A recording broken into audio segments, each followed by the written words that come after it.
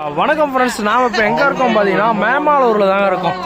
மேமாலூரில் இன்று இரவு வந்து பார்த்தீங்கன்னா அந்த தேர் திருவிழா நடைபெற இருக்குது. கிருஷ்ணன் கோவில் தேர் திருவிழா. தேர் வந்து பார்த்தீங்கன்னா எவ்வளோ பெருசு பாருங்கள். இன்று நைட்டு 12 மணிக்கு தூங்குவாங்க. அதுக்கு அடுத்து பார்த்தீங்கன்னா பகலில் 10 மணிக்கு இந்த தேர் வந்து முடிவடையுங்க. விடிய விடிய இந்த தேர் திருவிழா வீதி உலா வருங்க.